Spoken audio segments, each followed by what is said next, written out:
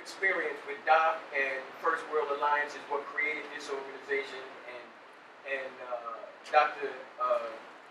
Jay was always in the forefront, whether he was still at City College at the time, or whether, he was in the streets of Harlem, or in the streets of Newark, or, in the streets of Philadelphia, or just taking care of business, as usual, what he normally does for the last 60 odd years, and if I say 60, I'm being kind of modest about it, because Doc is going past 80 these days.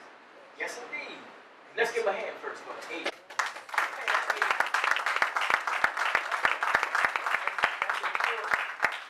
Because we don't like to wait until it's over to be start giving the accolades, But heading toward 82. 82.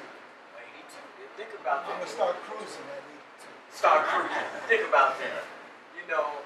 It's really funny because we did an event together last week, for the individual who actually was the founder of this organization. And we did that event together, had a little, fun and food. And then 5 minutes later, he said, I got to go to another event. So he jumped in the car. He ended up down at Afrobeat, taking care of business down there.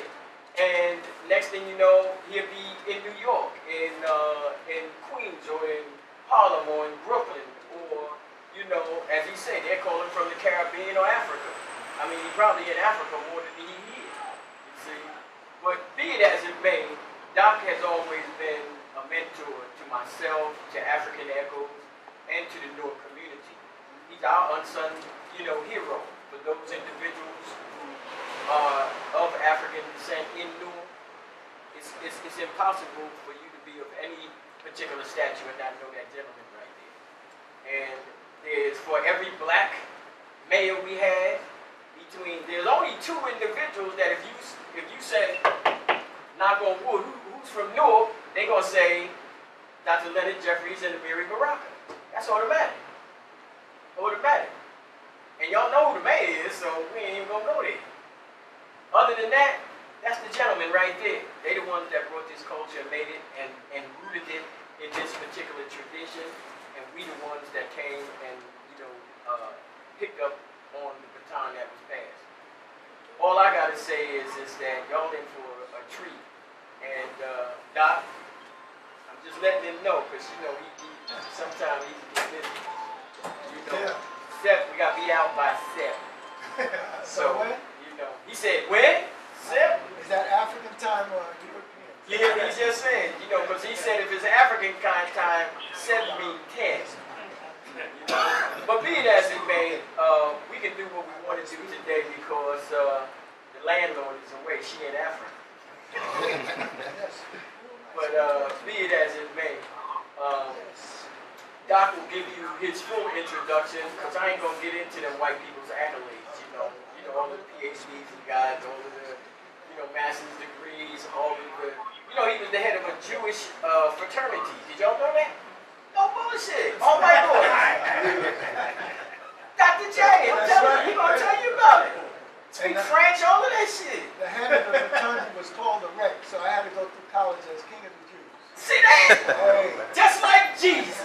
Think about that. King of the Jews. But without further ado, and I thank Brother Sanetta and most of all my main man, Brother Reggie, for bringing Dr. J here and making sure he got here safe, because, when Doc was under attack, by the academic community, I mean, they was all over him like a cheap suit, and if it wasn't for people like Brother Reggie and sons and daughters of Africa, those individuals would have tried to penetrate, the walls and the shields of Dr. J, and they wasn't having it.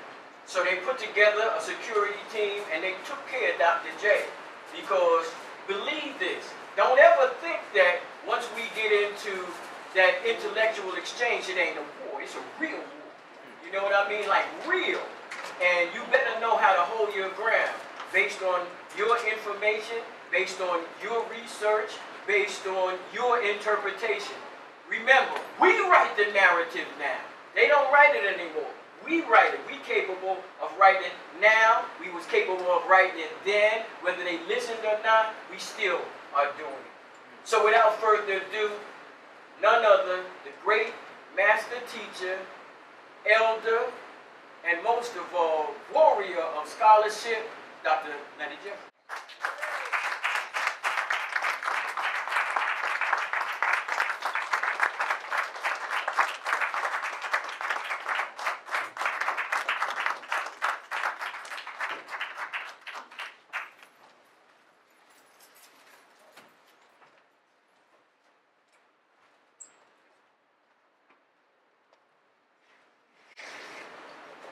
Hotep family. Hotep. Black Power family. Black Power. Free the land. Hey, you guys have, that's got to be strong too. Free the land. Free the land. So you can free the mind and do what you have to do. Now, Brother Tusk, where you going? Just a Certainly a great pleasure for me to come and join all of you. And I should do in the African tradition, welcome your butts and behinds. As the elder, you coming into my home. And so, welcome. In the Afrikan tradition that I'm a part of, we will tell you, Madase. Thank you for coming. Now, okay, Brother Reg.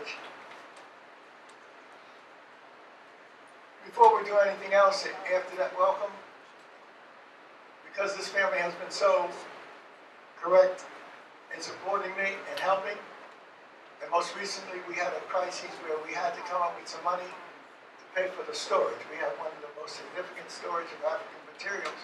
And so I met up there, met at my brother's place, and they were able to come up with some money to help me pay that storage. So, let me repay him. So if you can come up for a minute, brother, put your shit down, put your stuff down and come on. You can be proper. Thank you. Hey.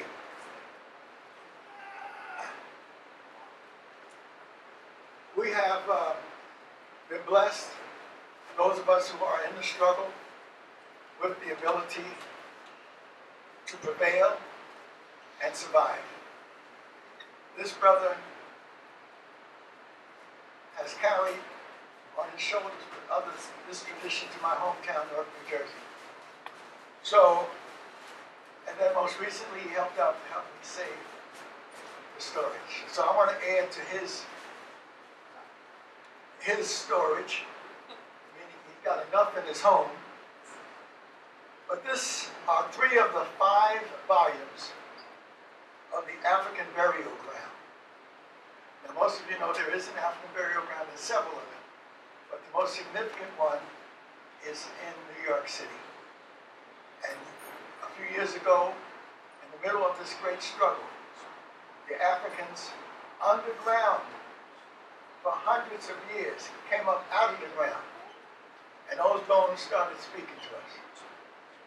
There were bones that were in there since the 1700s. And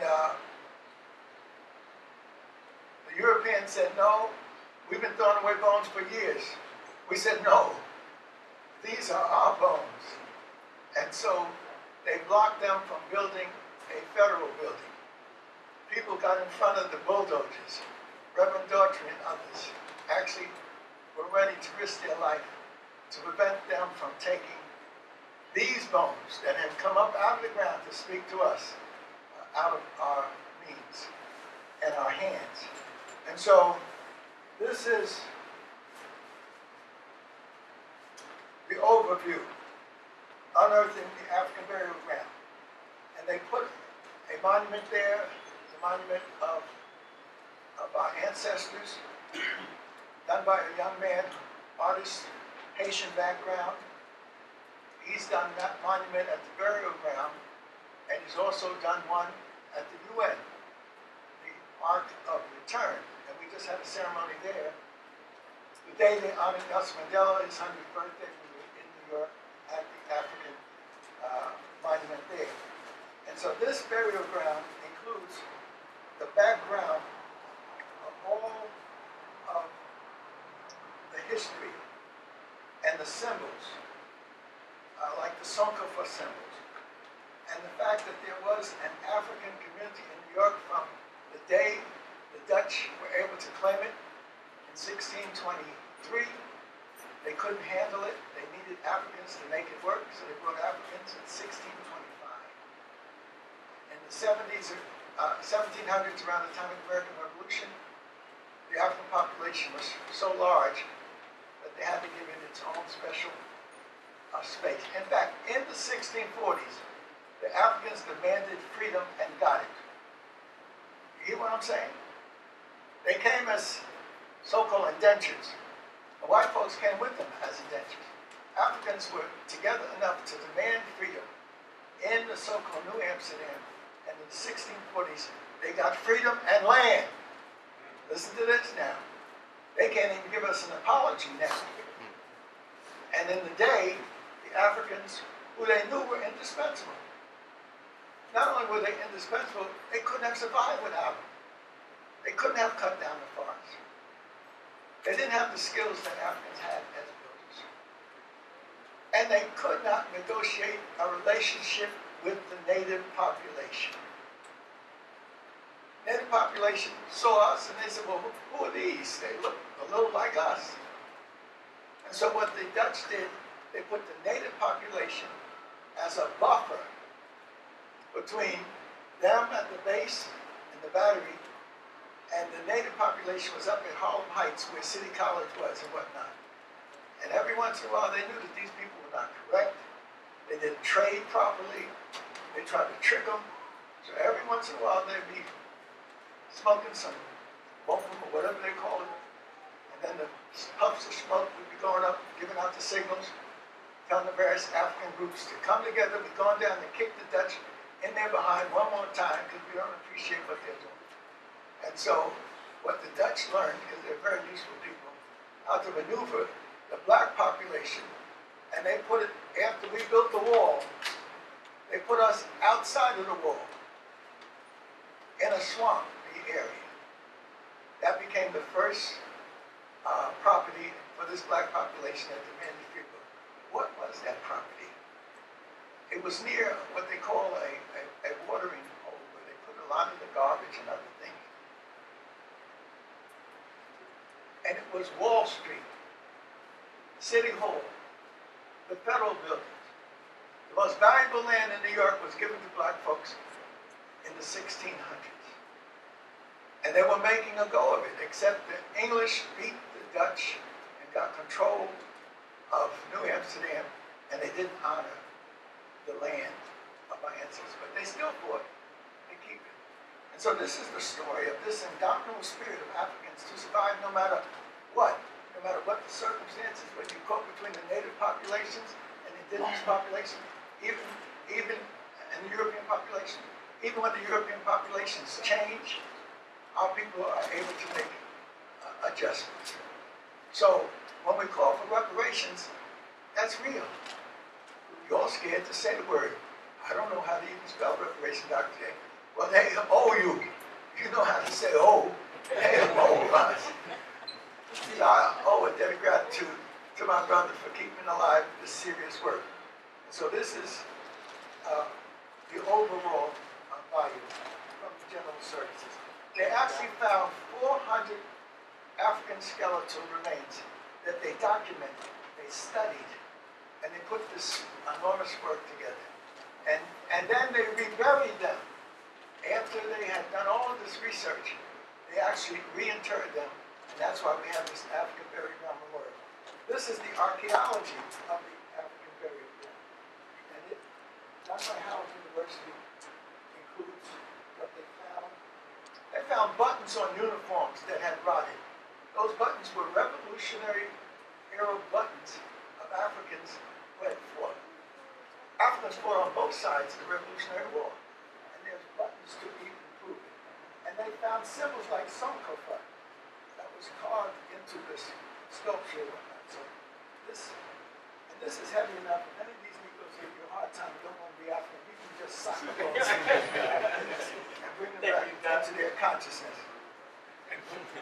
And this is the volume 1 of New York Burial Ground, skeletal biology of the African. They actually did a study of the bones, the diseases, and they could tell what type of work they did, depending on the bone structure. They found one head that had been crushed, a skull that had been crushed, not from a blow, but from the weight of carrying these monster loads on the head. So this is one of the scientific, using European scientific techniques to put our story together. And so nobody in Newark and New Jersey deserves this more than you, because you'll make sure that it's shared. Yes,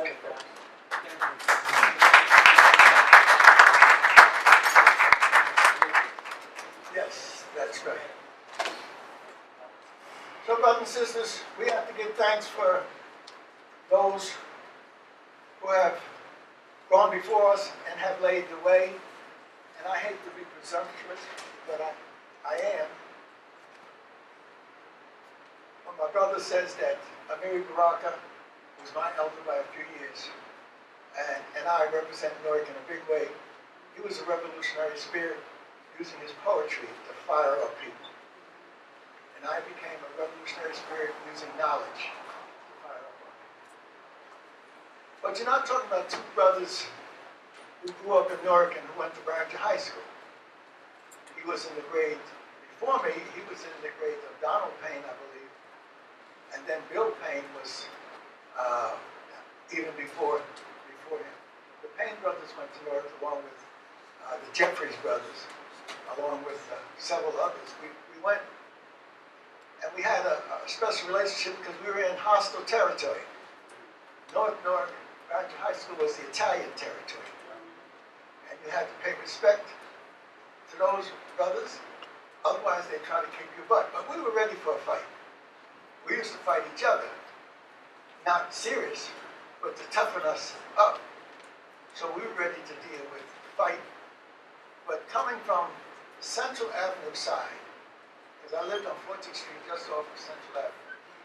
If I lived on the other side, I would have gone to West Side, up Orange Street. But I lived on the side, the Central side, toward the Orange Street side. So we had to fight the black youngsters, not youngsters, we were the youngsters. They was trying to throw us in the lake. When you went to Barringer from where we lived, you had to go to the park. And there would be some Negroes trying to be thuggish and initiate us. So we could outrun them, so very rarely did they get a hold of us. But when we got to the high school, because everything is ethnic in Jersey and New York and everywhere else, and you gotta learn these ethnic relationships. Barringer had about 8 doors. And we were coming from the west side. So that's the doors we would naturally go in. After we ran past our brothers trying to throw us in the lake, we get to the high school, and then the Italians say, no, not here. We say, wait a minute. We're going in our school. No. You coming in, but you're going to go around the corner and come through the Baxter Terrace side. So they had it staked out ethnically. And we had to go all around the school. And so we had to fight the Italians as well as the Negroes. But luckily we had a few allies. Some of them can be there for you when you need it. Yes. You got to do a serious study of them. It's not superficial. You got to understand. So with these Italians that were our friends, we were family. We lived in these 3-story cold water flats. Sometimes it was double. You had 2, 3-story cold water flats. And on 4th Street, our Italian friends lived across the hall. And we had the new equipment. We had washing machines and whatnot. And they would borrow our washing machine. And then they would pay us with pasta fazoux and gabagoo and all kinds of Italian food. We played stickball together. We were on the baseball team, my brother and I, with these Italians. I was in the Blue Jackets. That was the dance band. I played tenor sax, and I really should have brought that down. I had it in my hand, I left it up there. And the Italians that were in the bands with us and were in the sports with us were close. And they knew we had a problem with the gangs. So they told us one day, they said, Lenny and Marlon, Bobby, there were 4 of us. Meet us at the Marconi Club. 2 doors from my 34th Street home was the Marconi Club, the Italian old men meet, and where they planned different things. They planned. So these young fellows who were close to us, they said, meet us there, and we did. We didn't know what was up, but we saw 2 big limousines in front of the Marconi Club. And when we were looking at these limousines, we were told to get on in. And so here we are, some young black youngsters. 2 of us jumped into one, my brother and I, and then Bobby and the other brother jumped in the other. And then we headed toward Barringer High School. Now, when Kennedy was assassinated, they had this famous scene of him being shot and the security running along the car and whatnot. So you have to picture that happening at Barringer High School. We drove up to the high school. Some of the Italian fellows got out of the limousine. They were running along the car. Then they stopped and they told our Italian friends to go inside and get the gangs. And so these brothers, called brothers, because they were that close to us, they went inside and brought the gangs out. Here comes dozens of them. So one group had their little jackets, another group had their little jackets. And then the leaders in the car told us, you all get out, go into the high school. And we wasn't grinning or smiling, we were serious. And we knew this was serious business, so we jumped out and we went into the high school. And we never had any problem with them again. So we have to understand that sometimes we can find some alliances with folks that are real. They even used to invite us to their homes when we had the band. And we were trying to, can you imagine 19, I went to high school from 51 to 55. So you're all too old to appreciate that. Old in your ignorance, that's what I mean. But if you had been a part of, you would know that's the time of John Coltrane and all the rest of our brothers, when they had gone into the music thing and put their genius and their improvisation. Can you imagine me in a big band, a marching band, Barringer marching band, and then in a dance band where we were playing big band music at the same time trying to improvise, like Illinois Jacket and all of these brothers and sisters, and we were able to do it. And some of our Italian brothers were trying to do it with us, the ones that were in the band. So I'm just making that distinction about ethnicity here in Newark. But I need to name it and claim it. And I'm naming this street out here that you all call Central Avenue. That's the Jeffries Way. If y'all want to be in the New York and start calling it Central Avenue, which is the Jeffries Way. You go up the road to Norfolk Street, and that's my mother's family, and that's Papa. Her father, whose birthday I was born on, January the 19th, 1937. He was born January the 19th, 1888, in the time of Marcus Garvey. He came up from Virginia.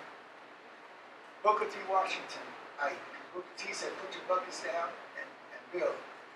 He came up from Virginia, W.E.B. Du Bois, because Du Bois did a study of Farmville, Virginia. My grandfather came up a Garveyite. And so my mother and grandfather were Booker T. Washingtonites, W.E.B. Du Boisites, and Garveyites. And me coming out on his birthday meant that this is another manifestation of our greatness in our history. So people say, well, how did you get all this understanding of struggle and all this stuff? I said, I was born with it. I certainly didn't get it from the school system. It wasn't out in the community, but it was in our families. Of the 100 youngsters I grew up on 14th Street, if you go past Norfolk, where my grandfather was, you go further up to 12th and 13th Street, that's where my father's father was, and then we lived on 14th Street. So the Roseville District was a village for us. Of the 100 youngsters I grew up with, 90 of us made it. And many of us made it big. In fact, to do the individual stories is almost unbelievable. We didn't lose anybody, maybe 1 or 2 people, because the heavy drugs wasn't there at that time. You had some Sneaky Pete, Gypsy Rosalie, that's what was available.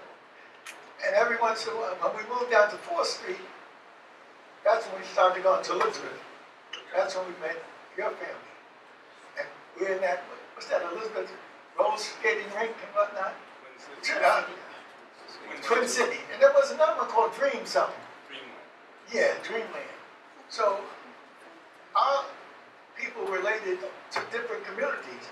So I relate to my brother's community in Elizabeth. That's where we moved. And now we got a situation where we've lost a lot of that. Especially since some of the folks come from so many different islands. How many Haitians we got here?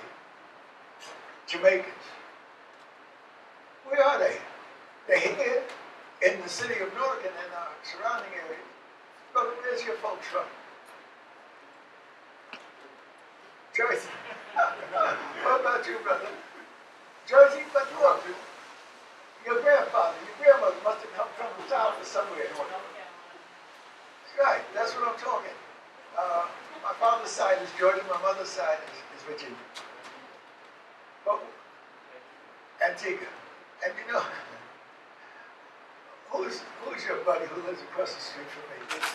Jason. Son never just left here with Brother Reggie. And they wanted a good place to film me. So they said we could do it right out on my lawn. So they put a screen for the background, and we were filming for 3 hours. And just as I left, and Jason's wife had come in while we were doing this, and so she probably told him, Jason, Dr. J is being filmed. He's a movie star. So when I left, he yelled at me, hey, movie star. And I just left him a little while ago. But we're trying to say that the African community is just that. We come from different parts of it. We come from different backgrounds, but we are one people. And then we got a whole lot of cousins. You know, the Latinos. I ain't African, I'm Latino. Yep, you a cousin. We take it to it. And some people who speak a little French. And they say, oh, I'm not African, I'm French. Je suis français. Black is the ace of spades. And, but because they got that French tradition, they moving away from our reality. They won the World Cup. Right. Those, half of the French team, maybe 70% of it, was Africans from the continent or from the West Indies. And so they've always, Europeans have always known how to tap into blackness to achieve. What we have to do is tap into our own-ness and stop worrying about what Trump is going to give you. He ain't going to give you a piece of toilet paper to wipe you behind. He's the one that said, not only am I not going to give you a toilet paper, all of where you all come from is a hole. Now that's the man you got into the White House. Now if I could decree a miserable death for him, I would. I'm thinking about it. How miserable should it be? But if I do that, I'll have what I call a paralysis of analysis. My personal circumstance getting in the way of looking at the system. Trump represents the system that has oppressed us. He's the latest version of our oppression. So we too often get a paralysis of analysis. I don't like him. That's why he got in. But so many of y'all fell for Sanders. Bernie Sanders talked about, we're going to change this world. And I'm going to be the leader. We're going to have free tuition. You're going to get free medical service, and you're going to get this and that. And so many of you all went for the Bernie Sanders okey doke that allowed that fool to get in there. It was in my household. My wife said, I don't feel good about this Hillary. I said, it ain't about damn Hillary. You have a choice. Either have the monster who you know is going to destroy you, or to have the monster who you can maneuver and work with. And because so many thousands, but not many, but enough in Detroit for Michigan to go, and you talk about less than 10 or 15,000, another 10 or 15,000 in Pennsylvania. We got enough Negroes hanging out on the corner to have one that at least put Hillary in place, and she knew that the vote that put her in place was our vote. So we had leverage. But no, so much Sanders sounded good. Sounding good don't mean nothing. You got to deliver. And you ain't going to be able to deliver no free tuition. Negroes thinking they're going to get free tuition. That's how they said, you're going to fight for free tuition. You're going to be fighting till the cows come home. If you don't know how to make proper demands, like we all got to develop, those proper demands will allow us to demand reparations. America was built on free land. They ain't paid the Native Americans nothing. They signed a few treaties. One of the only crackers who, that's not professional. I do have a degree from Columbia University, too, in fact. First degree in African Studies, and my PhD was from Columbia. And then I studied in Europe, so I'm with the Europeans, French-speaking Europeans also, so I know better. I went to Lafayette College, there wasn't no black people there. They had 2 black people at Lafayette College when I was given these dozen schools to integrate: Brown, Princeton, Rutgers, Colgate, and whatnot. Hold it, brother. Hold it. Take a sip. You got to test the water for you. I got to test it. We're going to wait a few minutes to see what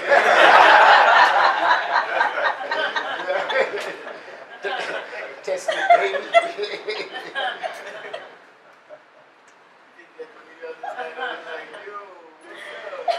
Now, we've made light of that, but you all need to know the reality. That for years, wherever I went, I had to have security. For years, wherever I went, I had to use that same technique and seriousness. In the old days, 20 years ago, you could have put Leonard Jeffries' name in the computer, and almost a million hits would be coming up. That I'm the worst person in the world. Should be killed. We survived all of that because of this truth that we had. We knew what that truth was and what it meant, and we carried it. And legions of people support us. Wherever we went, we had support. We had support from white folks. And they would say, don't necessarily broadcast it, but you are right. And here's the 3 books of the Jewish involvement in slavery. One of the professors was Professor Berger from SUNY in New York.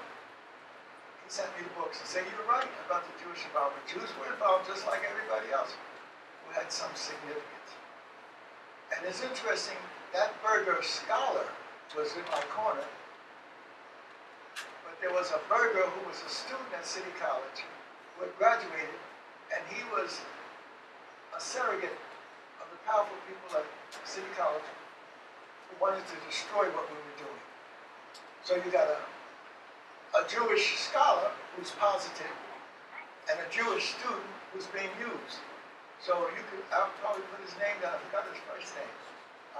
Berger, he's probably still on the staff of the New York Times. You talk about the struggle was in there.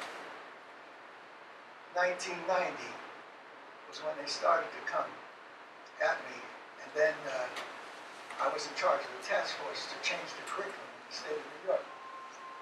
And so they were so anxious to prevent us from putting this truth that I had been able to experience, because in the years before, we had gone through the First World Alliance, we had gone through Dr. Clark, all these great scholars. So we had this information about the struggle. And so they knew that we not only knew it, we were prepared to put it in the curriculum. So that was a death sentence. Now, to go into it seriously, it was so serious because I refused to bow and bend.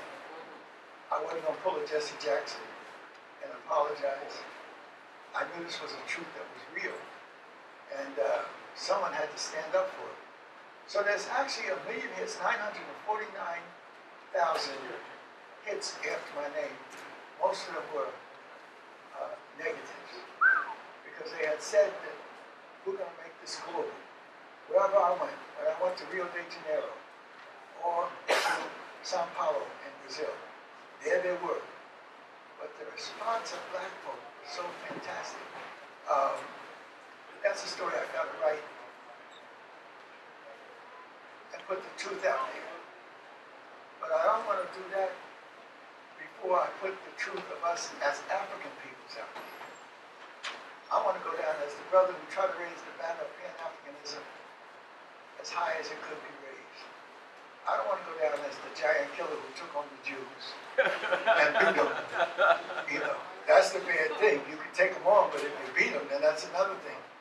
Jesse was trying to take them on, but then, you know, when he realized he wasn't going nowhere without him, Jesse said, "I apologize, Master. I really didn't mean it." And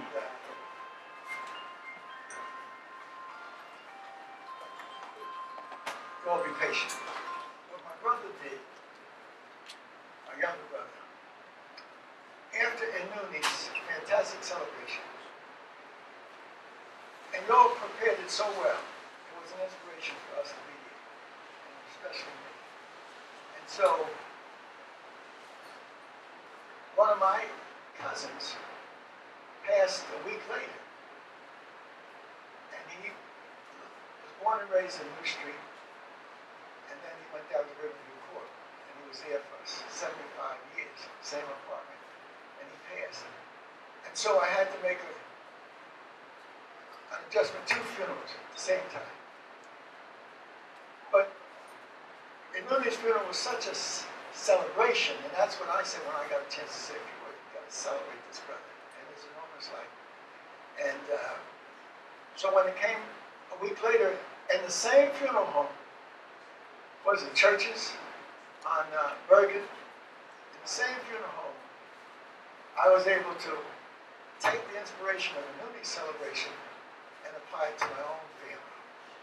And the people were there, moaning and groaning, and I'm telling them, look, in our Christian tradition, we celebrate the transition because the person is gone to his or her reward. And in the African tradition, when one leaves, it's a celebration. So, the fantastic thing that happened was my younger brother, 18 months under me, the martial artist, Marlon, after I made this fantastic presentation to my family, inspired by a Inuni celebration, my brother comes up to the mic, and everybody's looking at each other, and they start to laugh. My brother says to our family, "It's always been like this. I've had to try to follow him, and it's been virtually impossible to step into his footsteps."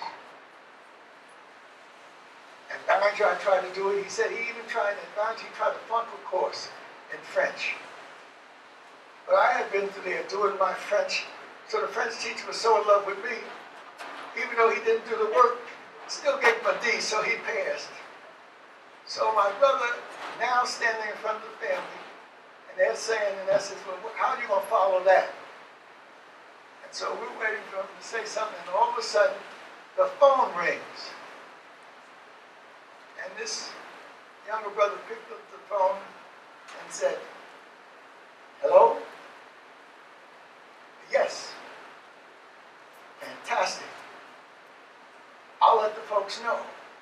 All right. He said that was God calling to say that Norman's all right up in the heavens.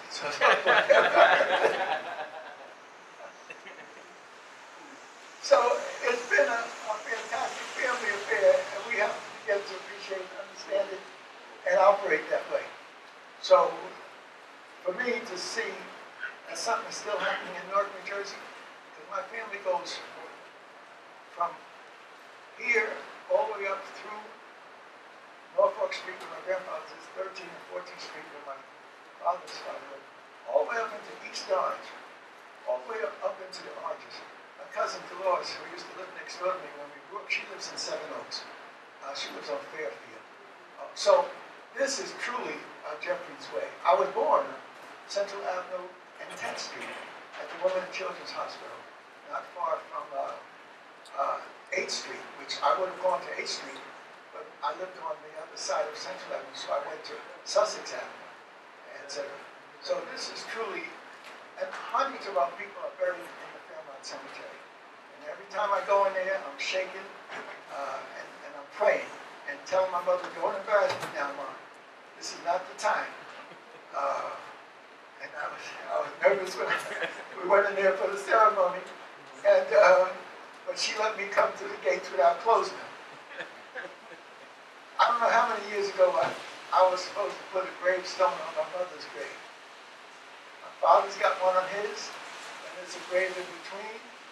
And then my mother's doesn't have a gravestone because we're not sure who's going to go in there. But I think she's going to say, look, put something on my gravestone no matter what. And then you can worry about who's going to come in because they're double graves. And so when I knew he was there, and I said, that's inspired me because when my cousin Norman died, I told him, we're coming out to this grave cemetery and we're going to locate the aunties and the grandparents and the members of our family and probably put flowers or marker or something on the grave. And then, can you imagine the people talking about you going into your graveyard to celebrate? But we have to, because that's been the African tradition that has kept us together. And so whenever you see a Jeffries, it's related somehow to me. Cousin Norman used to be working for the Board of Education in Newark, but living in East Orange. He was the accountant. My cousin Jesse, building housing and stuff, a realtor. He built around 14th Street, 15th Street, 16th Street in East Orange and Sussex Avenue. They built housing and they called it Kazuri Kijiji, Sweet African Village. And so Dolores was head of Planned Parenthood in New Jersey for many years. So we have made our contribution here. And why? Because we lived a consciousness of the African village. All the people that lived on those streets, we lived on 14th Street, my mother's family lived 13th Street, my father's family lived 12th Street. And of those 100 or so fellas and girls that I grew up with, 90 of them made it big. Sammy Foster lived right across the street. His sister Gloria was outstanding. His brother Alfred, his older brother, was one of the first to get a job down in Fidelity and all those places because the father had been the janitor there and eventually got promoted. Sammy's name is, he was the first principal of Quitman Street School. When it was built, it was one of the biggest schools in New Jersey. And Sammy lived across the street from me with the Fosters. Next to the Fosters were the Spellmans. And the Spellmans included Robert Spellman, who was for 48 years at Essex County College as a professor. His grandfather was heading Bishop Lawson. And so there was a whole tradition of African Holy Ghostness that Spellman came out. His brother James was security for 3 U.S. presidents. And next to them were the Percy Oliver, Nancy Oliver, school teacher, Percy, basketball star at Westside, all state. And eventually, he has ended up his life in Brazil, teaching schools. So, and down the corner were the Jenkins and others. So, the young men and young women had this support of each other. We went away in the summer to camps together.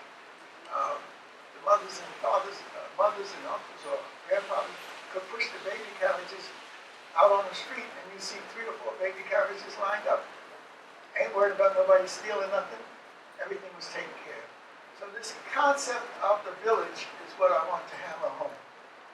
Even in these larger cities where you are anonymous, you live in the tower, like over there.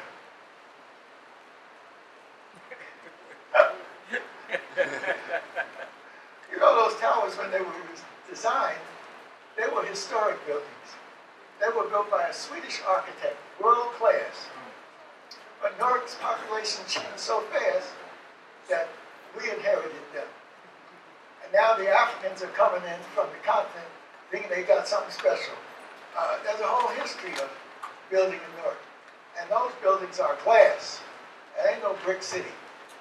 You do have an example of brick city right close to them. In fact, in between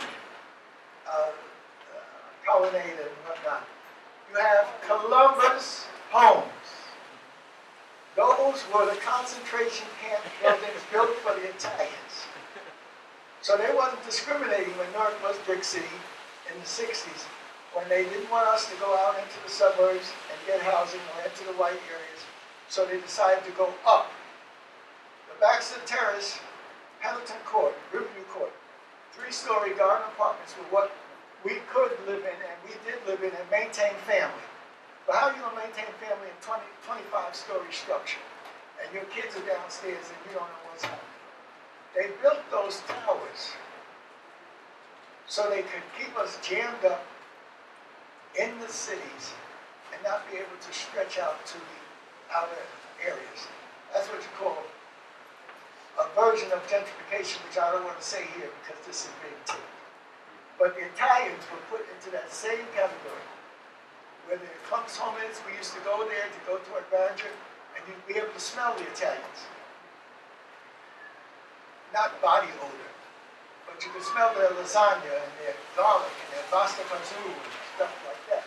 And so, that Aqueduct Alley, which was like Little Italy in real terms, was torn down so they could build the Columbus homes. And the Columbus homes are one of the worst concentration camps of apartment complexes. Because they're just straight out road, whereas at least the Stella, Wright, and those other homes, they at least gave them some land, etc. But now that they blew Brick City up, and Newark is not the only place that blew Brick City up. St. Louis was one of the first. The Eagle Pole homes there, they blew those suckers up because they knew that you couldn't raise families and communities in those troubles. They were too tight, too concentrated. Chicago blew up the Taylor homes that ran 5 miles on the west of Chicago to prevent black folk from going out into the white suburbs. They built that brick city. And Newark is proud when they blew up the homes, and then they put in the garden homes. Now, they may not be built as sturdy as those projects because some strong little baby might be able to poke his finger through the wall. I don't know, but you couldn't do that to those projects. Baxter Terrace and Riverview Court, they was built to be forever. And but we have to understand that our larger society controls our wherewithal. They control who we are, who we think we are. They control our mission, our purpose, and our direction, and our vision. And our great revolution has been to come into a consciousness of our own over these last 50 years and to be able to bring it forth for our people. But you got to tap into it, not just the jewelry. That's a nice little anklet that you have around your neck. Wow. And your earrings. Goodness. She probably has some African underwear that she's wearing. We're into it. But we got to get into it consciously and mentally. We've got to Africanize our lives. That's what my message is wherever I go. You got to Africanize your life. You got to Africanize the lives of people around you. You got to catch up with those people who have gone the wrong way, turn them around, bring them back, and Africanize them. But Dr. Jeffries, I ain't no African. I'm from the Dominican Republic. You may be from the Dominican Republic, which is shared on an island with Haiti. Both of y'all is African.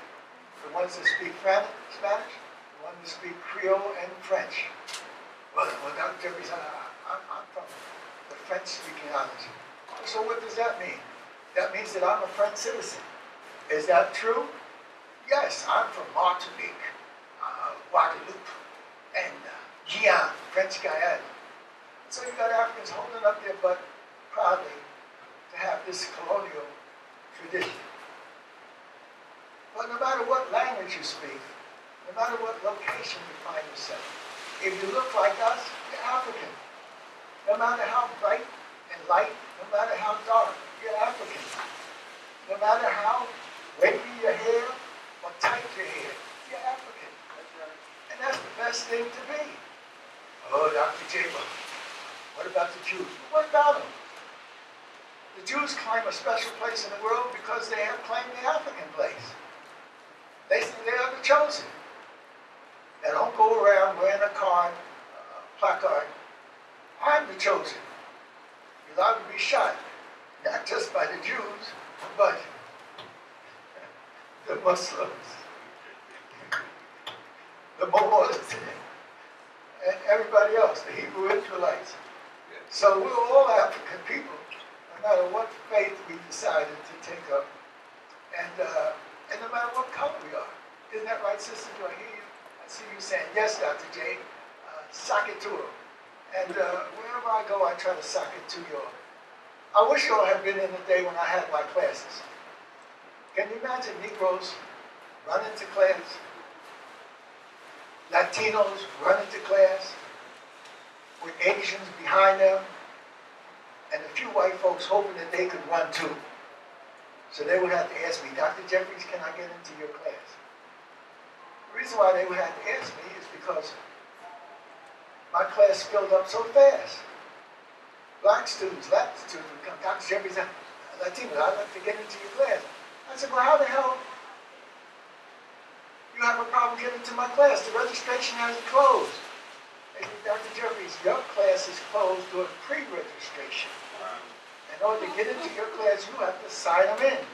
So I always ask for the largest room so I can get 100, 150 in there. And I tell you, bring your mama, bring your grandmama, bring your children, bring your brother, bring your sister, bring people off the block.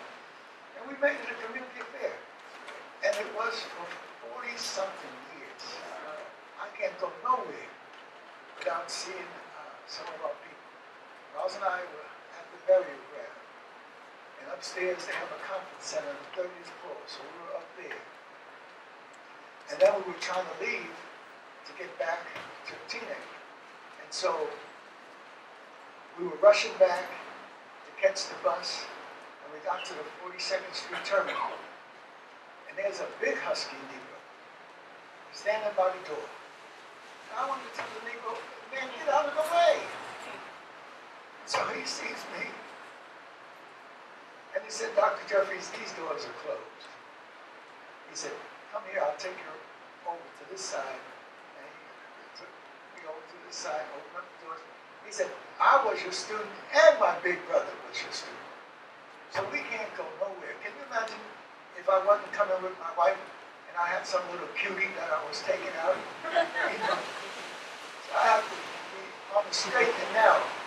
Because you get on buses. When we left that place the other night, big husky black man who's in the federal service, he's running the place. And so he says to me, he says, Dr. Jeffries, we need to have you down here to give a lecture. I said, brother, you're going to lose your job. He said, no, we ain't, Dr. Jeffries. We've had you down here before. We want you back again. And so, when we're leaving, the black folks guarding the big federal building across from where the African burial ground building is. These are brothers, and they've got their white partners, and they're yelling and screaming across the street, Dr. Jeffries, keep on fighting for us. So wherever I go, that has been the affirmation. You get on the bus, and you ain't got enough money, and you're asking for old folks ticket. Bus driver said, Dr. Jeffries, keep your money in your pocket. I know you're an old man. Get on the bus. Don't worry about it. They used to stop the subway trains. You know, they're supposed to close the door. Instead, they look at Dr. Jeffries, keep on struggling. Garbage man coming up Amsterdam Avenue, stopping the garbage truck, bus driver. I said, forget it, you're going to lose your job. I know you will. So the struggle that we waged, that African Echoes is a part of, First World, and all these organizations that we formed, has been one of the greatest struggles in our history since the devastation, since enslavement. And we need to appreciate it and You have a remnant of it now, and you have to expand it. We're trying to reconstitute African Heritage Studies Association. We formed that in 1968. We went to Los Angeles to do battle with the white scholars that controlled African Studies and the African Studies Association. And of course,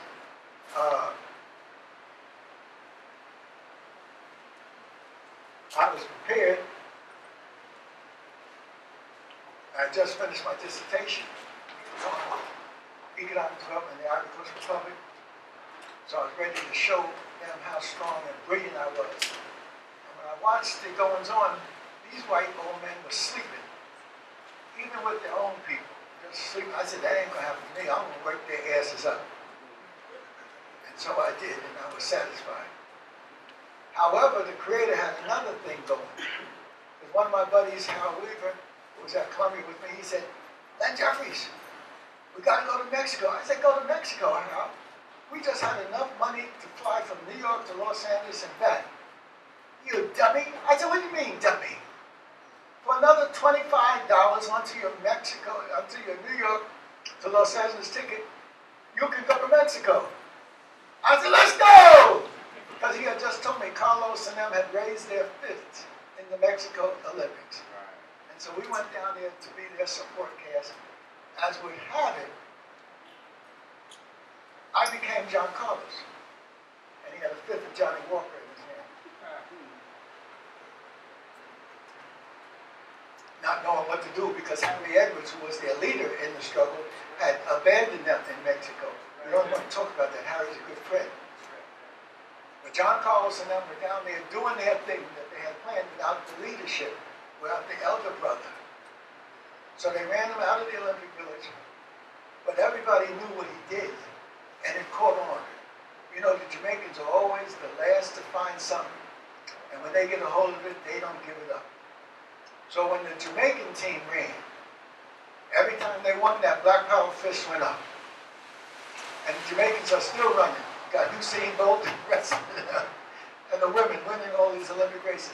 But they kicked it off in a big way at the '68 Olympics. Then you had the white boy who had a high jump over the backwards high jump. Fosbury flop, they called it. Whenever he did what he did, Black Power fists went up. Then this happened throughout, and people thought I was Carlos, so the women, pretty women and whatnot, even some of the men came for some kisses and whatnot. I had to tell them, look, I didn't speak enough Spanish to say, I'm not him. I'm not him. So I just had, on the trains and the buses, I just had to kiss everybody that wanted to. But the glory of it all in the Olympics was the last event. And that last event was the marathon. 80,000 people in the stadium. See, this was a very political Olympics because Mexico had killed dozens of their own young people, students protesting.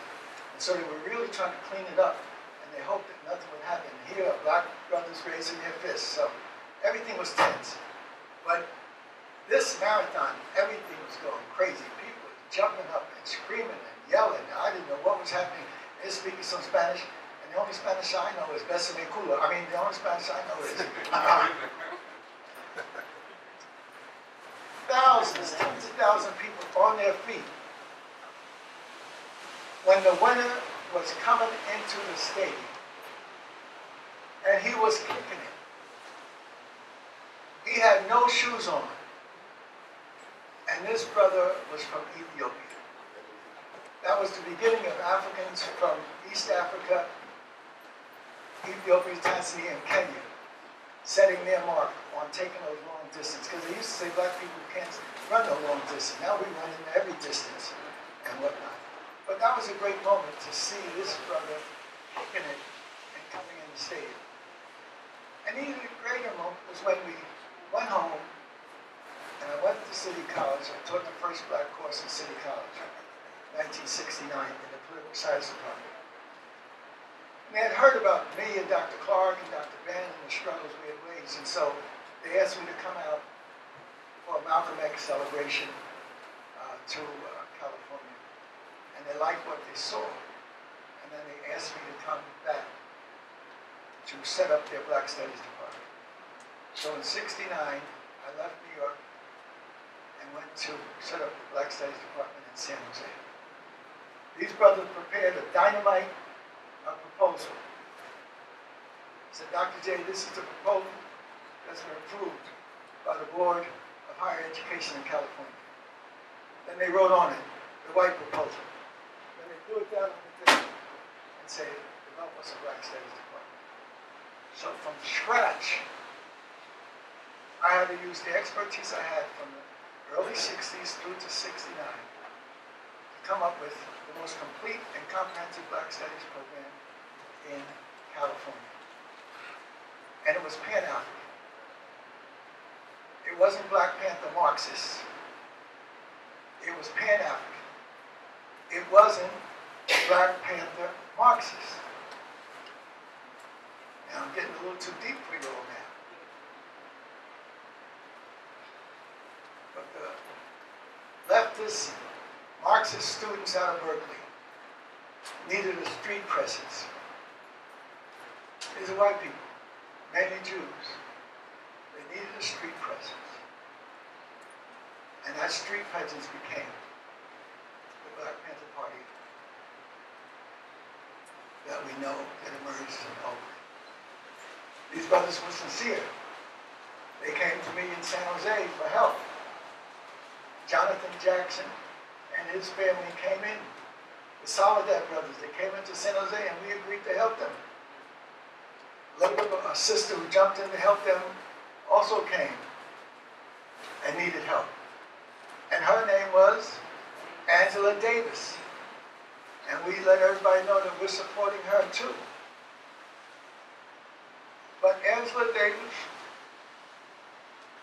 and Huey and the other intellectuals in Berkeley and San Francisco did not consider Africa an important part of the struggle. Let me say it again. They did not consider Africa an important part of the struggle. They were interested in the class struggle. And that was their right. That was their perspective. I was interested in class struggle and Pan-African struggle, and whatever struggle we could put together. So we did not eliminate any of that.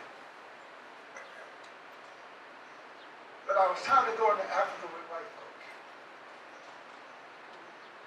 Because when I first went to Africa in 1961, it was with a program that was integrated, set up by Reverend James H. Robinson in Crossroads, Africa. Now, I can't say a negative word about him because he gave me opportunities that nobody in the world would have given a black man and other black men and women that were my partners to run around Africa setting up programs, meeting all of these African leaders. I mean all of them. Nobody can say that. Our revolutionary leaders, they didn't want to deal with Africa. Or they were selective in Africa. It was Sekou Touré, but not some of the other leaders who might have been more African-oriented. So that's something we have to deal with in a family way, not putting anybody down. Sekou Touré was a labor leader, so he was using class struggle. And Nkrumah wanted to be a preacher. You hear what I said? And Nkrumah left Africa wanting to be a preacher. And while he was at Lincoln University, that's where he was concentrating on. He was so good that he could leave Lincoln and go to Philadelphia or New York and Washington and talk some Jesus in the church, and they would take care of him. And then he'd go back to Lincoln, he had a little change. He got his African consciousness not from the continent, he got it from us. Somebody called W.E.B. Du Bois. So he'd leave Lincoln and he'd go to Philadelphia and he'd get that Du Bois sock of Pan-Africanism. A friend of ours, Philpott, would take him from Lincoln down to Washington, D.C. And he'd get another socket-to him, Africanist. Du Bois was Philadelphia, and the legacy he left there And in Washington, they took him to Howard University. And the leader that they took him to in Howard University, most of you have never heard of. But his name was Leo Hansberry. The person who's raising him up now is Brother Kaba, because Dr. Clark told him, that's your mission. Do your work on Leo Hansberry. So Leo Hansberry at Howard University had to fight the Negroes. E. Franklin Fraser said, we ain't had nothing to do with Africa. He was the biggest thing in sociology. Hansberry had to fight at Howard University for a place for Africa. And he took upon that task, and he's been a model for us ever since. You all need to know this deep history. And Nkrumah had used the African triangle, the Philadelphia consciousness, the Howard University consciousness. And who was with Hansberry? Who had the office next to Hansberry? Somebody who you all don't know, and because you're limited in terms of research, I ain't following my brother. He just researched everything. You know, don't feel bad about it. You know, he's got a secret from the money that's allowing him to do all the stuff that he's doing. African ancestors take care of you if you're doing the right thing. Next to the office of Leo Hansberry, somebody give me a guess on who was the brother who was there. Who do you think? Huh? Well, out of Howard you got. What year is this? You're talking about in the 40s. Out of Howard you got some great brothers. And y'all don't know them. You know that one of the persons who took advantage of the African studies was Chancellor Williams. It's one thing to read the books, another thing to know why the books were written and who wrote them, and what was their socialization. This is his classic work, The Destruction of Black Civilization, Great Issues of the Race, from 1450 BC to 2000 AD. Dr. Chancellor Williams coming up from South Carolina, deep blackness. And he had a mission to try to find out what Africa was all about. And so he didn't just write it, he did it. When you see Dr. Jeffries, he ain't just writing, he ain't worried about writing. He done written so much don't make no damn difference. Ain't no publish it, know how. It's too strong. But I live it. Chancellor Williams picked his black butt up and went to Africa and traveled throughout Africa for months and documented it. He documented how Africans govern, how they control their socialization. And he says, even though we need to destroy the white system in us and in our culture, we need to come up with an African system. So what he did, he epitomizes what African scholars have done. Same thing with Amos Wilson, certainly with Dr. Ben, Dr. Clark, and all the rest of us, using that triangle again. You describe what's happening, and then you analyze what's happening. And then at the summit, you prescribe. You come up with a plan. You're not neutral. European scholarship is that you describe and you analyze, and then you neutrally make some conclusions. In the back of their mind is the system of white supremacy. That's how I was trained at Columbia, but I was trained in the African way before I got to Columbia. And so you prescribe, you lay out a plan, you have a prescription on what needs to be done. So Chancellor Williams puts an analysis of thousands of years, and the last part of it, he prescribes how Africans need to form governments and communities, and how leadership should be under the control of Africans. So you can't just read him in a book, you have to read his life and his story. And that's the message that I'm trying to make. And then here is an elder. Well, the person I'm messing with you, well, I ain't gonna tell you yet.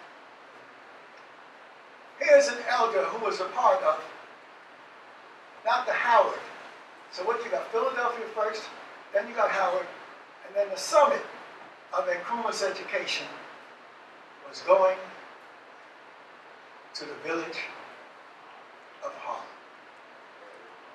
And in the village of Harlem, he was able to meet what Dr. Clark and Willis Huggins and John Jackson and others were doing in the Harlem History Club. In the village, he was able to get an understanding of where these brothers, our people, had taken the knowledge, and he was able to catch up. He had people from Ghana who had gone there too. Dr. Clark always talks about the 1,800 African scholars, K.C. Hayford and the others, who were John DeGraff Johnson. DeGraff Johnson and a whole host of others, a whole school of them. And they went up and they challenged the Aboriginal Society of the Fanti, in fact, the Prim, that's the Fanti name. They went up to England and challenged them on control of the Fanti lands. So Dr. Clark would always point us to the 1,800 Africans, not just the ones that come after World War II, when we have come together as an enormity, and that's the victory that we now have. But I'm trying to tell you, study the books, like go beyond the books and study the individual, and then study from whence he came. So, who was our biggest man in the UN?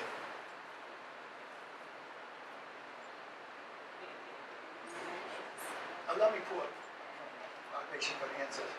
Ancestors, forgive them for they know not what they're doing. Wake their asses up.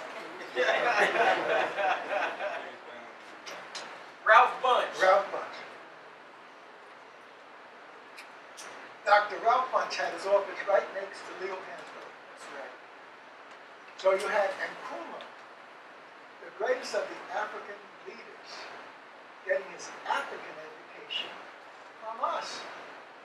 The boys had been in it for 50 or 60 years. And here you have Howard University, our premier institution, which had a fight. You think we got to fight now with the Black Israelites and the various branches of the Nation of Islam and various Afrocentric things and whatnot? They had a big fight. Frazier said, we're not African. We are strong enough to fit into this white society, and we have a middle class. So he wrote studies on the black middle class. He opposed the institutionalization of African studies at Howard. But as quiet as it's kept, all of y'all should keep a white man or a white woman around that might serve your black, might serve y'all. Have you ever heard of anybody named Herskovitz? Melville Herskovitz? His daughter, Jeannie Herskovitz, was at City College and she liked black men. When y'all see Brother Small, say, Brother Small, what Dr. J talking about you and Jeannie Herskovitz? You ready for him to kick your ass if you do that. That's why you write about the myth. That's right. The myth, what was the book called? The myth of the Negro race. The myth of the Negro race or the Negro past. And it was a Jew who was trying to tell our black scholars that you have a reservoir of Africanness that's in your culture, that's in your institutions, that's in your psyche. The myth of the Negro past was on the table in the 20s or 30s to counteract Frazier, who was talking about us being, Frazier's great book was the black middle class, the black bourgeoisie. So you had at the great institution Howard, this struggle over which part of blackness was going to prevail. You know, being integrated into America or being cognizant of our African strength. So we now are the synthesis. We are the synthesis of those struggles. You got to integrate. Yeah, we're doing all kinds of good things. You just show, you giving this to me? Yeah, Dr. Ch. No, it's not. No, it's not. Black bourgeoisie. the rise of the new middle class in the United States. Now, if you know how bad it was for us, Birth of the Nation movie, y'all celebrating the Black Panther, and I'm trying to tell you, the real Black Panther is standing right here in front of y'all. Uh-oh. Whatever else y'all think you got, the real one is here, living it and loving it. This is a collector's item now. Black folks worked hard and have worked hard from the very beginning to show white folks that we are as good as them. So that's what this is, letting the world know that we've mastered whiteness. And we can be as great as they are. Now that was a conscious thing we had in our psyche to show them that we were as good or better than them. And we spent a lot of time doing that. And in order to do that, you had to move as far away from Africanism as you could move. So while you had Franklin emerging after World War I with this middle class studies, you had a great brother called W.E.B. Du Bois,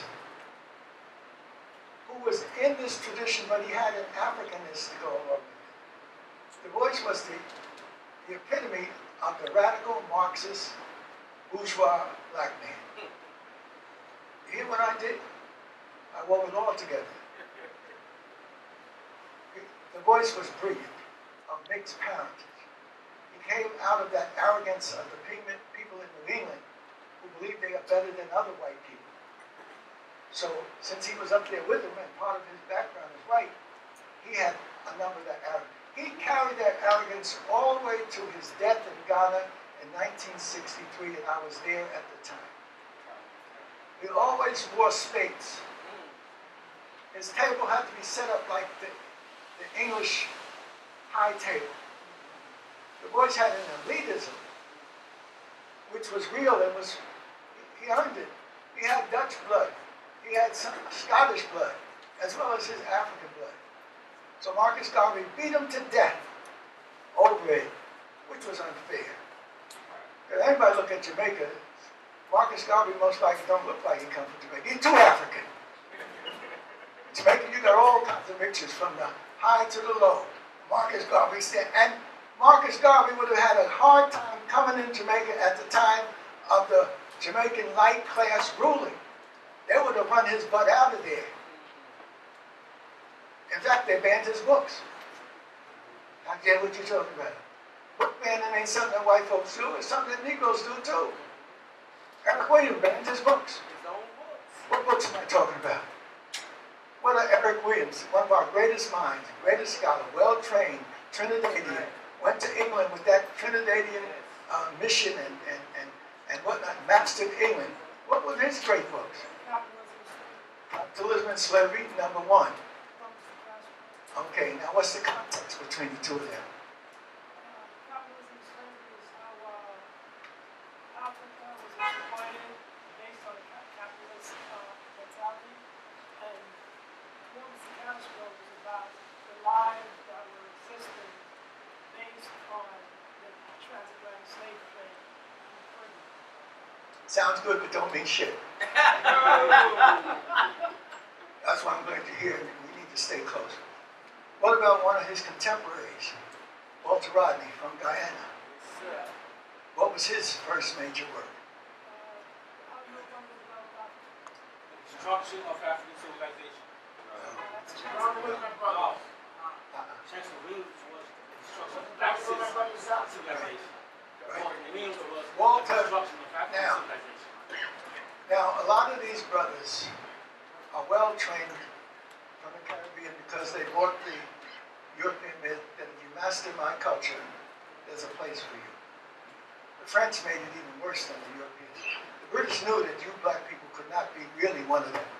But if you work hard, we'll put you up on a pedestal. The French said, you can be us. You can be French. And that was the trouble that Toussaint had. That he had proved himself to be a brilliant military person trained in the French tradition. And he thought that the French would respect it, but he was black, he was African, and they did not respect it. So Toussaint was well trained, but you need to understand the history of these people. The brother that just called me was Wade Noble's son, my godson Omar. And his father had put out a great work, many, that you need to get a hold of. The latest one is on the Haitian Revolution, the Island of Mines, MEMES, where he deals with the mindset, the ideas that went into produce Book One, the Obi men from Jamaica, Cecile Fatima, Toussaint, Pigeon, and also Dessalines, who had a different mindset. And white folks don't like Dessalines because he was from Newark. He took care of business. Because Dessalines had seen what happened to Toussaint. So a smart black person would learn that white folks will trick you once they have you in their cultural mix.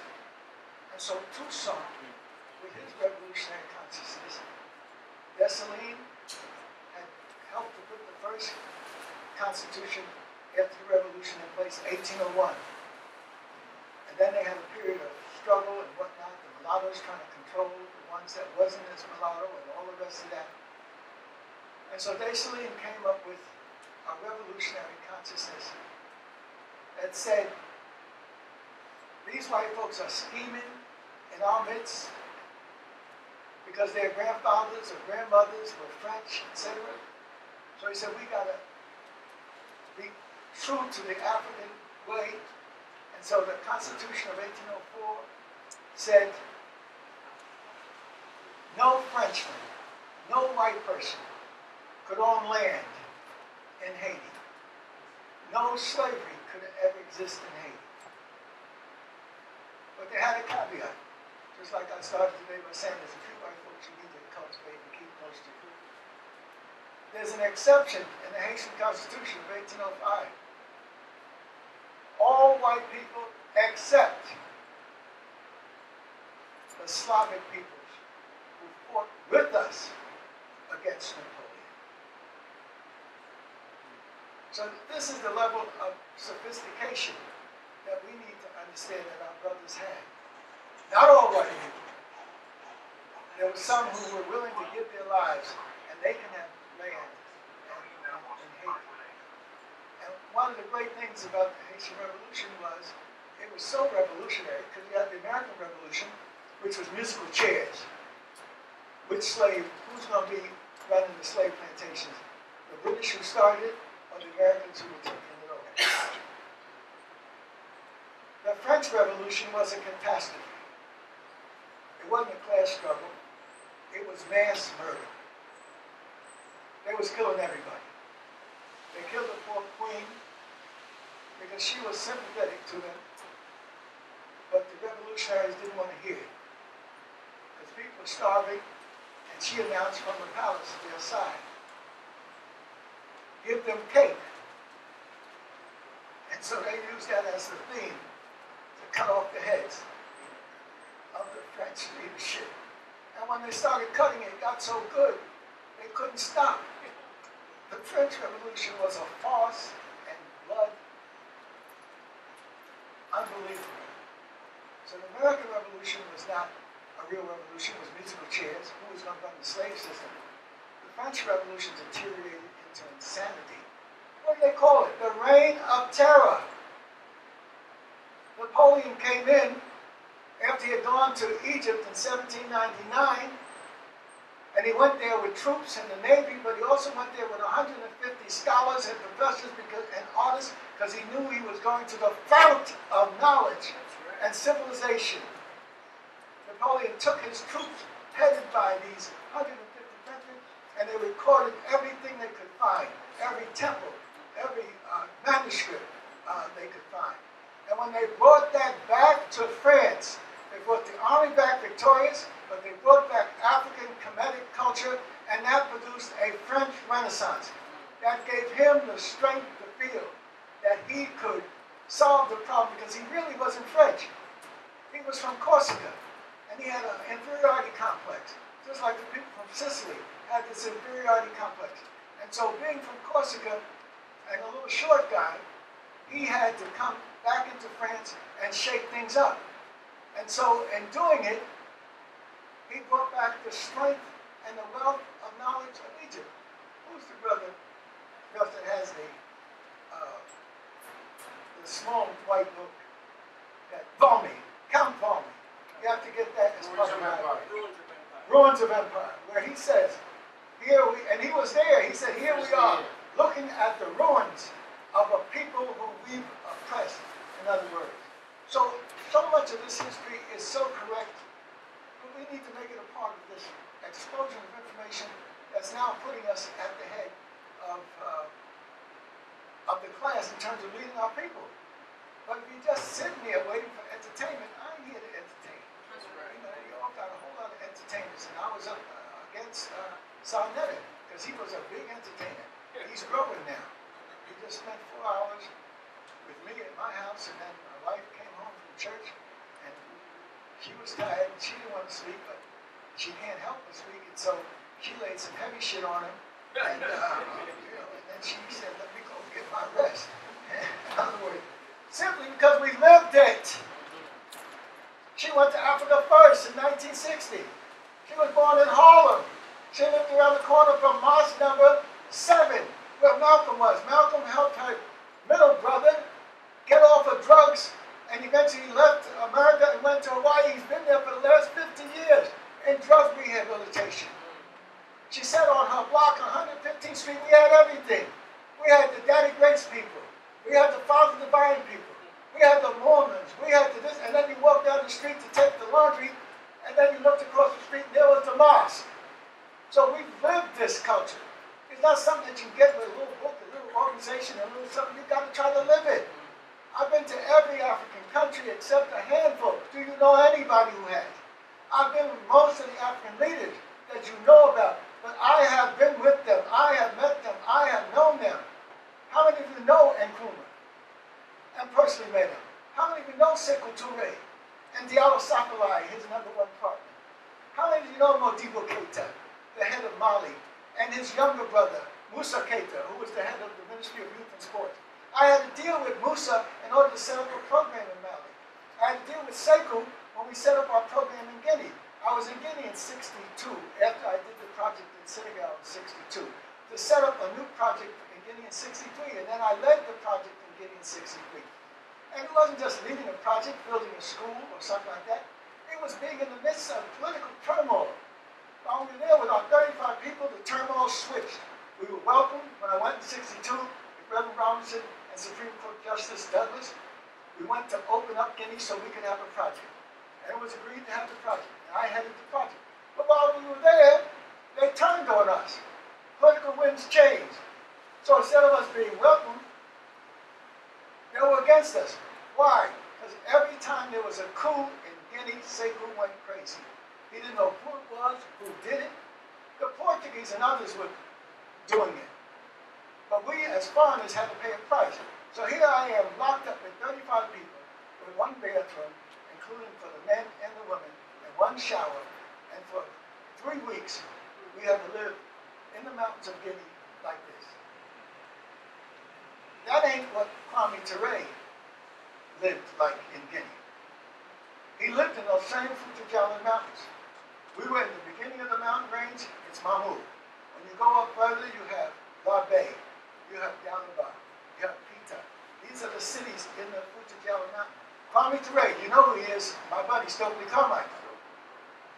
When he married Miriam, they moved into Guinea, they lived in Dalaba, on a mountain range, overlooking this beautiful scene that the French, if they couldn't go to France, into the French Alps for R&R, they went into the heart of Guinea in the mountain range. It was so beautiful. That's where I met Miriam Makeba in her beautiful hut, a 2-story hut, designed like the Fula people designed it, and then 5 bedrooms of red carpeting. That's where Miriam and Kwame was living. When I was there in 63, we had a space about this large, maybe a little more, that 21 of us had to live in. 21 of us. White women and black men. And black women from Durham, North Carolina. I felt so bad. I had to take a pee or a shower, and I opened up the door, and there was this beautiful sister in all her glory. It was not me. It's snooping on her. It's just a mistake. And that's the type of conditions we had. There was a black brother who at first, when I was picking the people to go in my group, I said, no, we're going to Guinea, that's heavy lifting. We're building this school. And this little guy was this high. Short people have it very good. And so, but I needed somebody who's going to carry some heavy stuff on him. It didn't happen. Gil Sherman got selected for our group. When we were living on each other, we didn't need the physical strength because they wouldn't allow us to build anything. But we needed what Gil brought to the planet. Gil, they had two families living up in Bloomfield. And Gil's family was one of them. It was either Bloomfield or Bethel. His mother was an art teacher, very good friend of my wife. And he was well trained. In other words, he knew how to cook. He knew how to take stale graham crackers and use that as the base for some apple pie. The brother he had it going, and we really needed him. Muscle was not what we needed. To stay sane, we need to have a family relationship. Then all of a sudden, things changed. And they took off whatever constraints they had, and now we were brothers and sisters. We had always felt the brotherhood and sisterhood, we never changed. Politically, things changed. Because if Secretary has a coup occurring in Guinea, he didn't know who was responsible, so he started chopping off the heads of his friends. Too many of his key people were killed because he just didn't have the group around him, the secret group around him, the special group around him to advise him. And he also made a big mistake. The heart of Guinea is the Futa. That's where you got the mountains. That's where you have mountains of iron and mountains of bauxite. And then you go further south in Zurikudi, and that's where you have another. You go further east, and that's Kamkam, and that's where you got to the Maleke people. And then so Guinea is a microcosm of Africa, agricultural area, mountains, forest, plains, etc. In the Futa, he had their leading leader killed. He was a good friend of ours, Diallo Tim. And that meant that the Guinea Revolution was stuck on no progress. Understand what I'm talking about? I actually lived this stuff. I'm telling you, I was in it. We stayed the course, and eventually we were able to finish out the great Guinea work and meet the villages and go to this and that. And the great saying in Guinea is a saying that I always use and never forgot and never will. The whole nation was motivated by Sekou because he didn't have the skills of organization like Sangor or even Nkrumah knew how to get people to advise him, and he wasn't afraid of that. And Ufotbwani had his own head of Ivory Coast. All those nations had Wakanda plans to produce new cities of God. Or in Nkrumah's case, it was with a Marxist twist. In Ufotbwani's case, it was with state capitalism. That you pull these state organizations together, and then they would organize the coffee, the cocoa, whatnot, and then around them, at the center, you have a processing of the government.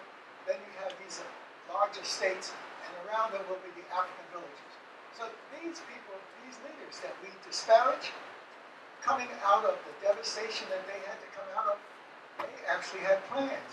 I have the plans. I participated in the plans. And we just dismissed them out of hand.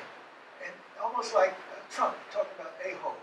African leaders, given what they had to deal with, had dreams. They had Wakanda dreams of creating a paradise on earth. In Tanzania, you had a whole process of African socialism that was developed by Julius Nyerere.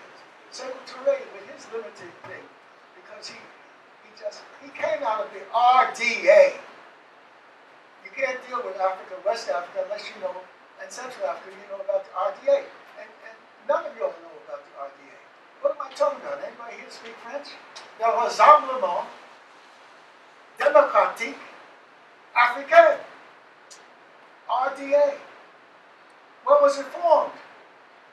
1944. A Pan-African formulation in the French-speaking areas before the Manchester Conference in 1945. And who was the leader? The one we call the flunky. The one we call Overrunny. He was the godfather of Sekou Touré. They were not enemies. Ideologically, they fell out. But they were so close. I'm living there for 2 years and crying when they fell out. And they're telling on the international airways all these tales about who was screwing this and who did that to your country, who did that to... I mean, I said, how can this be happening? These brothers got these visions of where they want to go, and now they're down into this muck in the mire. So we can see this happening now with our people. Like Umar Johnson, supposed to be the Prince of Pan-Africanism, self-named, and he's kicking Tariq in the butt, and they're talking about who's screwing who, and whose mama was this, and whose mama was that. I had a flashback to the greatest of the African leaders at that level, and here are the greatest of our young people, young compared to me, trying to do something out. That's a deep tradition in all African groups. There's no one group that can claim it. And when the Africans did it, they did it as a collective process. There's a problem in the village. They tried to solve it, couldn't solve it. Tried to solve it later, couldn't solve it. So then it becomes the leadership, the elders of the village, and the institution of the village have to go into action. So they call everybody together, and they start to drumming, and they start to dancing. And then all of a sudden, from behind one of the compounds comes the judgment mass. And the judgment mass represents justice. And a person who might have been beating his wife, messing with his children, he knows that if you don't get your shit straight, you're going to be gone. In other words, they're going to meet and say, he can't get it together, and he's gone. So African art is not for dancing and drumming and just shaking your behind, like we got with our Caribbean community on the Parkway at Labor Day, jumping up, shaking your ass, and grabbing your genitals, and thinking that that's something. No, we need to take this serious. The biggest gathering of black people in the world is Rio de Janeiro. The second, and they do it for a week or two, the second is Eastern Parkway, where 2 to 3 to 4 million black people come from everywhere, every island, every state, black Americans, and everybody else. And there is no systems capability there. Because systems analysis, and that's what I try to use, using the pyramid to explain that triangle. Economics is the first principle of the universe. If you don't have economics, you ain't going nowhere. Economics is your productive creative capability. Productive creative capability. Everything in the universe has to be creative and productive, otherwise it dies. Every cell in your body has to be creative and productive. Every organ, every system of your body has to be coordinated and productive. But that production is not going to service you unless it has politics. Politics is the management capability. So these productivities that we have to be managed properly. All of these African leaders are searching for ways, whether English, or French, whether Portuguese, like in Angola, Mozambique, or whether Belgium and the Congo. African leaders have been looking for how can you develop a political structure to manage the great wealth of Africa. To this day, they don't have it. They're still trying. But Joel ain't gonna give them a break. They ain't doing nothing. They ain't gonna never do nothing. Why? You need the economics, you need the politics, but you need the culture. And we refuse to understand that that is the key. the greatest scientist in our world was Shekhan Titiak, and he understood the importance of culture. He divided his great work in 3 parts, 150 pages, but part 1 is series of paleontology, that there is an African origin of the world going back millions of years. He spoke truth to the world science community and won that battle. And then you have part 2, which is modern humanity, large man humanity, 200,000 years ago, northern period, southern period. And again, culture was the key. The culture in the cave cannot be comparable to the culture in the sun. So people say, oh, Dr. J got this theory. I speak to some people theory. No, I have a paradigm, a process of comparison. You living in the cave, about the size of this space. There's 15 of you. You have a spatial problem. You've got to have infanticide. Because if you have a lot of women children, there's no room for them. It only takes 1 or 2 women to produce the children, so the others got to go. Built into your structure of the cave and your culture of the cave and your economics and politics, you got to have infanticide. Then you don't want too many men around too, especially if one comes out with half a head and no arms, they got to go. So you have to keep a workable unit in the cave situation. So it's brilliant what Africans who transformed into Europeans developed in the cave. Your living space is too small for you to go anywhere, but you better be cool because in the back of that cave, way back there, might be mother bear.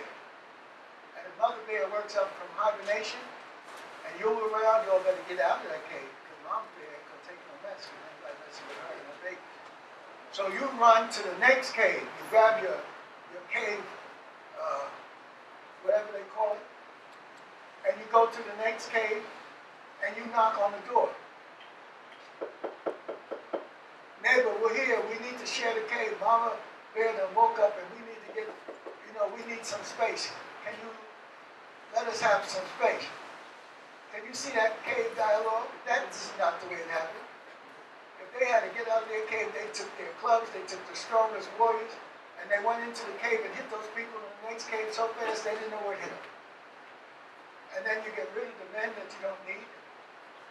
And the women who are more, some of the strong women you keep. But women are more delicious than men. So you take the women. So you take the women that you can't use and you kill them like you killed grandma.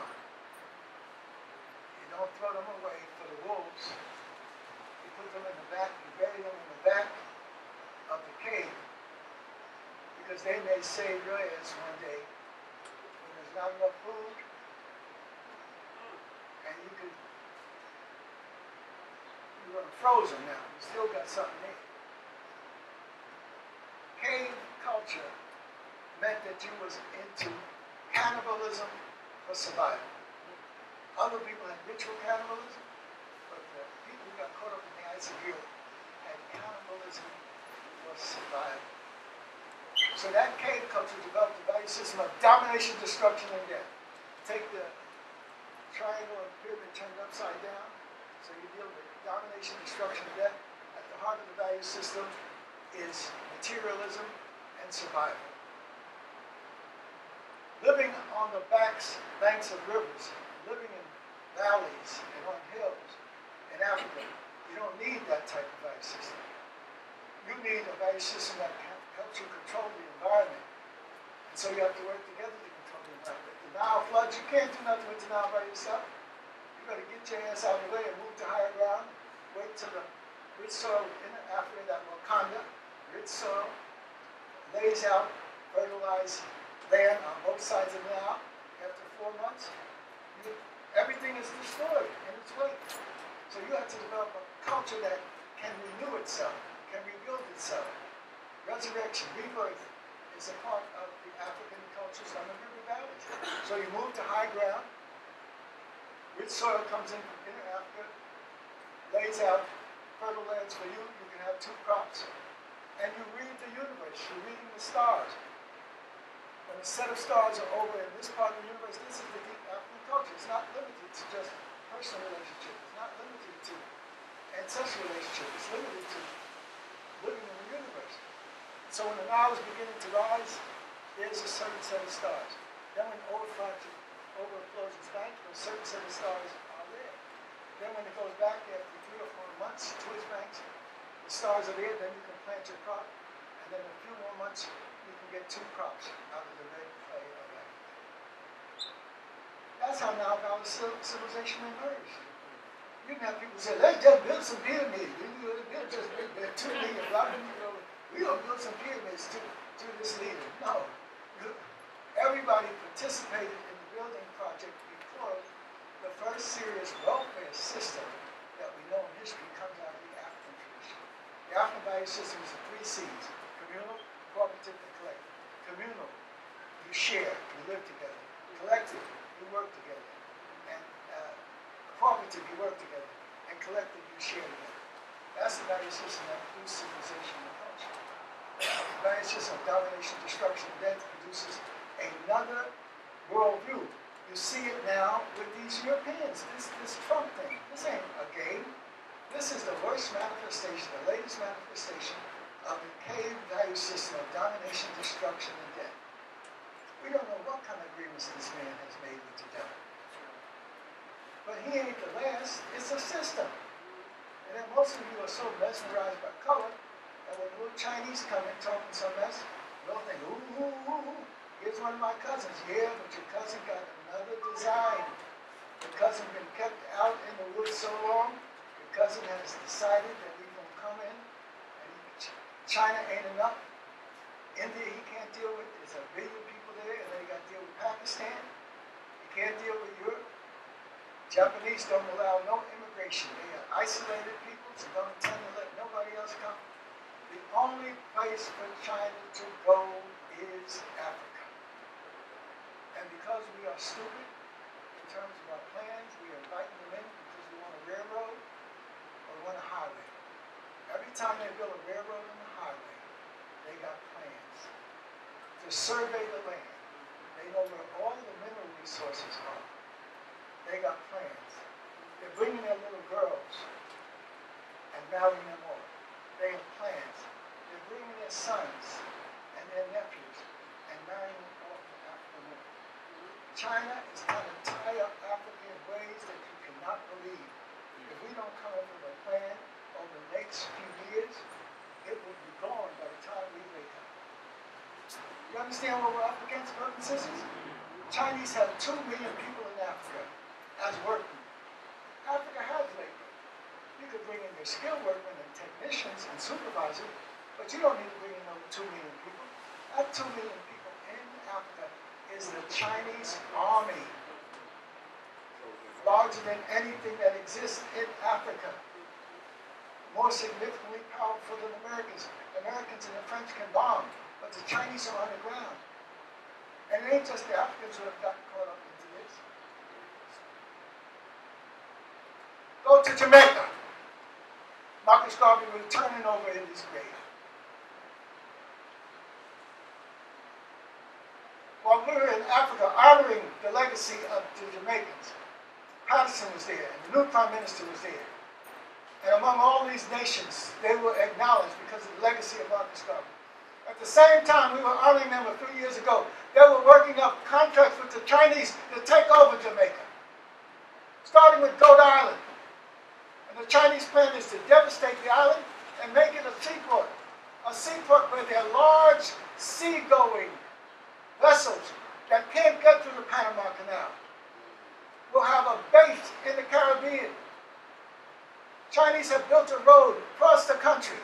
You used to be able to go through the mountains, and I used to pee in my pants because it's a deer. We're going to die up here. There's turning mountains and stuff like that. Chinese have built a road through Jamaica. It's a toll road that Jamaicans signed a contract that they have to toll for 50 years. Why the hell would you do something like that? Chinese ain't worried about that. That's just a little piece of the pie. They are mapping out every place in the Jamaican mountains that has minerals. And they're going to put in place the plans to take those minerals. So while we're here talking shit, and I don't want to have nothing to do with the Trinidadians, I don't want to have nothing to do with this one and that one, they taking the mother island. And they didn't do it stupid. They did it with the best strength, with the best experience. With Marcus Garvey's spirit rising again, it was still done. So these are the things that we've got to work on. I'm going to come back and, don't feel bad if I beat you up a little bit. It's happening everywhere. Trinidad and Tobago. Ghana! From turning over this grave. I was in Ghana last year. The hotel we're trying to keep. And that's why we're trying to raise money, interviewing for us and investing in a hotel. So we had it for 13 years. The last 3 years we hadn't grown. So it's a wonder we were able to keep it because there was no tourism for 3 years. And we were still sending our monies to pay a staff of 50 people to keep them on board. So we weren't in it to make money. We were in it to have an African-American, African-Caribbean presence and a much place of that. Sitting in the hotel lobby, the whole morning was the Ghana government president explaining to the people that we have to lead the army in 3 regions of Ghana. The central region, where the slave dungeons are. Above it is the Ashanti region. And to the west is the western region. The 3 richest regions of Ghana, and most important regions of Ghana, where the gold and other things are.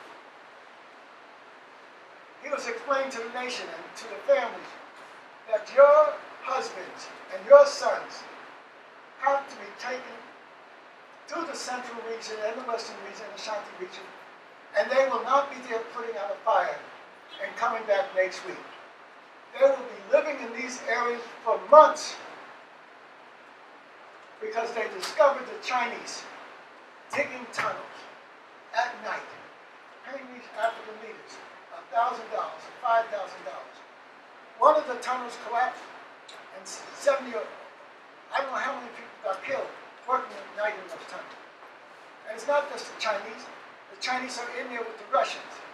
It's not just the Chinese and the Russians. They're in there with the Nigerians. This is the reality that we have to face. We've got great work to do. And it's not the first time we challenged ourselves and got the work done.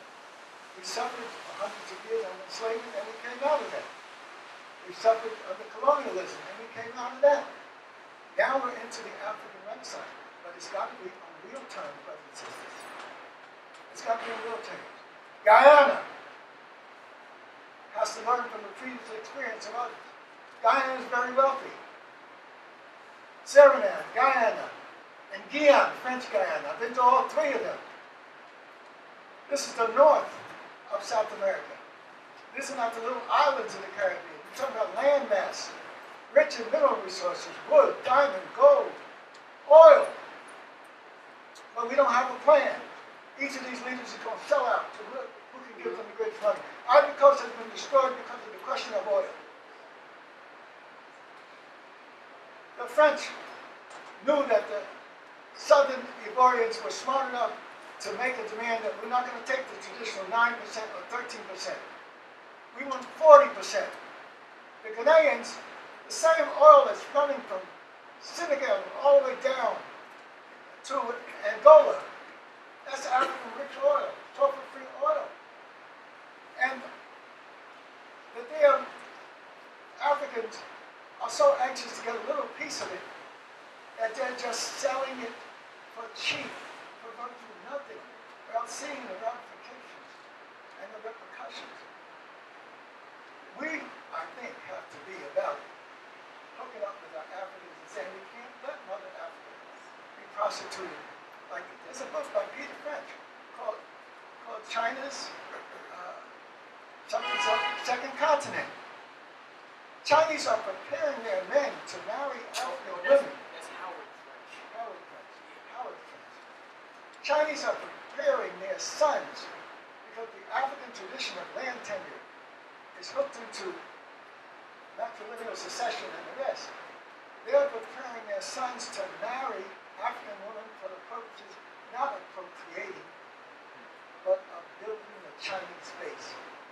And any children that they do create will be Chinese-ized to such an extent that we'll have something worse than people who are Frenchized today. Because the Chinese are in it to play and in it forever. They ain't going back to China if they can help it. China's too crowded. China's too limited. At one point, Mao Zedong said, we got to get out of mainland China, go up into the mountains and get our shit together. And then one of the things he said was that the Chinese could only have one baby. Can you imagine black people anywhere saying to the people, you can only have one baby? And that one baby was a male child. That's the story of China. China got a diabolical plan to take care of Chinese. And they have the economics of the capitalist world. We're funding them, U.S. They have the politics of the communist world, the residue of political power that Mao Zedong put in place. And then they have their old tradition of Confucianism, that there's a mandate for heaven that the Chinese rule the world. That's what we're up against. And the only way we can deal with it is we come up with what we need to come up with. Controlling our economics. You can't sell Africa out to the highest bidder. We have to make that declaration. Ain't no need for me to be talking about Pan-Africanism, Pan-African, and I know what's happening in the Ivory Coast of the contract. Not 20 years ago, not 40 years ago, just recently, a couple of years ago, to take only 9 or 10%. How can you do that? And what the Nigerians are saying, we do that to get the money and we don't demand that they process information, that they produce factories. It's just an extraction. But now because it got so devilish with the French, that they knew that the Southern Africans had more education, knew the European system more, and they said, we want 30 or 40%. If we don't get it from you French, we're going to get it from somebody else. Well, what they did was they had a coup. They had a coup in which the northern Muslim population was put in power because they're the ones that have the military tradition. And they're the ones now running Ivory Coast because they're willing to accept the 10%, the traditional monies that our people got. So, yes, Africa may be in trouble in terms of what we're calling an a-hole, but it's an African hole. We dug it, and we're digging ourselves deeper because of lack of planning. If you plan to fail, if you don't plan, you plan to fail. So brothers and sisters, I'll be back. This is just a little introduction to Dr. J, and the Sheikh's got to get over no way in hell I can keep this in me. Somehow I have to lay it out. You know, it's devastating. But we've been through the worst dehumanization that humanity has had. And if we can survive that, we can survive what's happening. But it's not going to be the white man. It's not going to be the Arab. It's going to be the white man, the Arab, and the various brown men like India and China. So we got a lot to do now. It ain't on your shoulder, but we got at least have to have the consciousness to spread it around. My buddy Wade Noble, that was his son, called him, said, African people everywhere suffer greatly from a shattered consciousness and a fractured identity.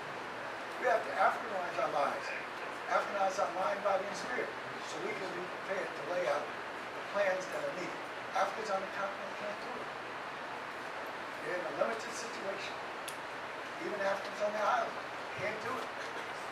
But certainly we can be in the vanguard of doing it because of where we're situated, in the belly of the beast. The $2 trillion Negro. And all this money passing through our hands every year and growing. But it doesn't serve itself for development. We have become the most crass consumers in the world in terms of garbage. And so we got to switch that. That means a shift in the mind and the heart. All right, brothers and sisters, this is it for right now.